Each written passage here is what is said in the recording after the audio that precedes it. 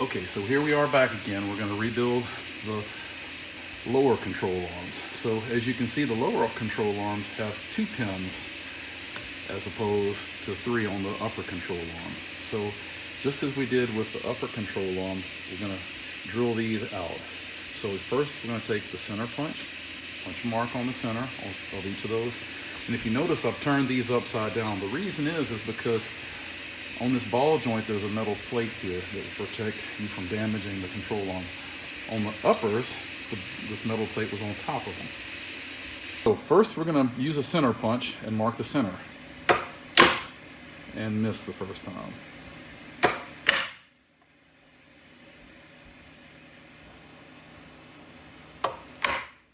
And of course, as with the uppers, you want to be close to center because you don't want to make your holes oblong.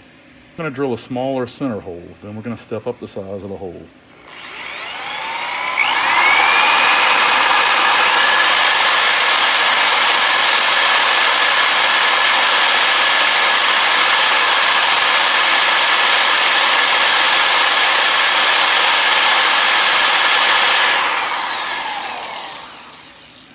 And of course it's going to take a little more than that, but you only have to go as low as that metal plate. You don't have to go all the way through.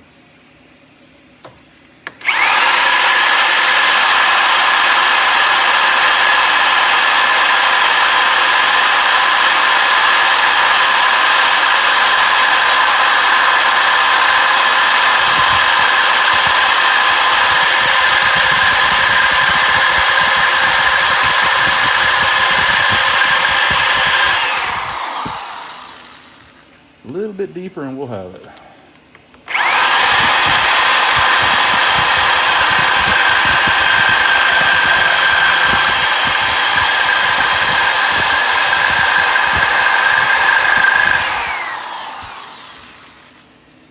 As you can see, that hole is now deep enough. So what I'm going to do is I'm going to go to the other side and repeat. As you can see, both sides have been drilled now. Now I'm going to use a progressively larger bit to get it probably, almost as big as the hole. So as you can see, I've enlarged both of the holes. So now comes the air chisel. So now we're going to use the air chisel to get the head off of the.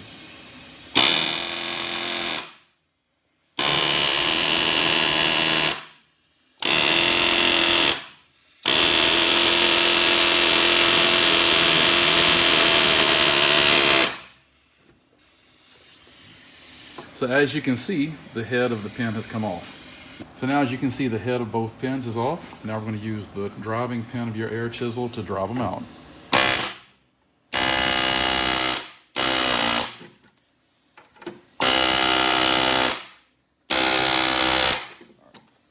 Okay, so as you can see, I couldn't push the pin out because it was fatter than the hole. So I cut the top off of it, and now we're going to drill again.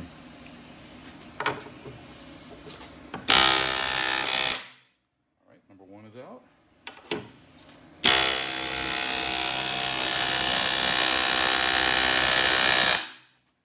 Okay, so now as you can see, I drove the second pin out.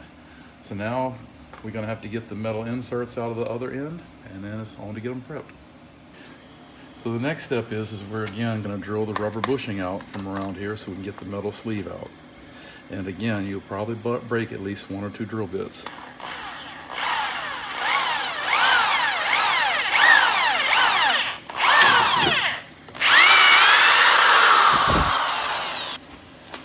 So the key is we're going to make a circle all the way around that metal sleeve. And take your time, and let me tell you, the rubber's going to smell horrible.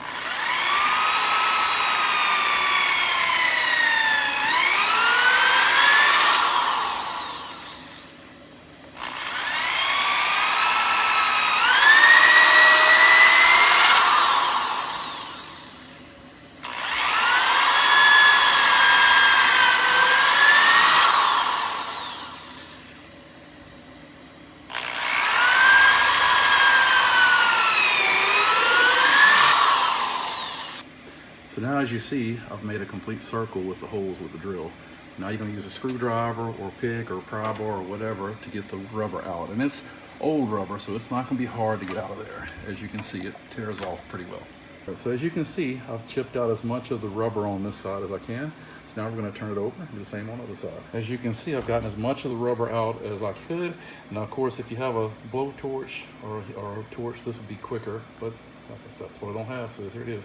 So what you see here is I've taken my screwdriver, my chisel, and gotten as much of the rubber out as I can, and I've used bigger and bigger bits until finally we've met on both sides, as you can see.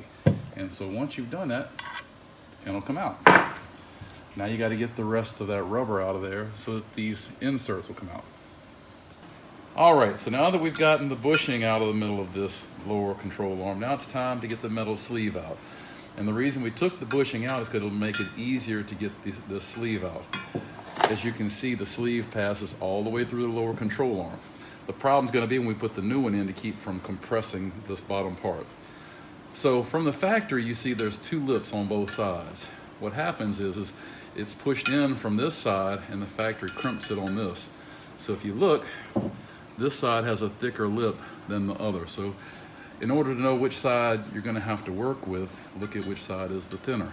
So what you're going to have to do is you're going to have to push this lip down in order to push the sleeve this direction out. All right, so what you're going to do is you're going to take a punch or your hammer and you want to hit the edge to push it down. All right.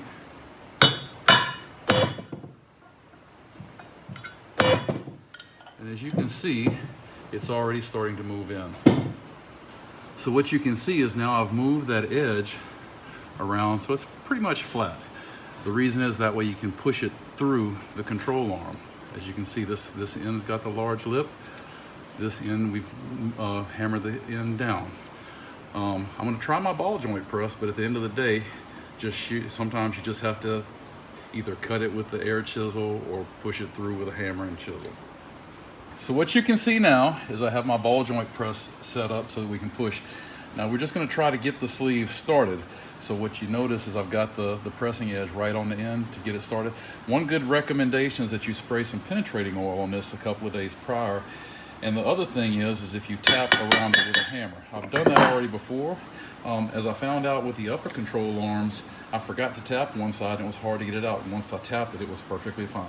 You can see now we have pushed the metal sleeve through a little bit. So as luck would have it, a 1 1/16 socket fits perfectly over the metal sleeve and fits inside the hole on the control arm. So you're going to put that in there, and then I would recommend a mallet because it's not going to take much force, especially if you've let the little sleeve soak in penetrating oil for a couple of days. So here you go. And like that, it's out. As you can see, the metal sleeve is out, and now we will clean them up and get them ready for the new bushings to be installed.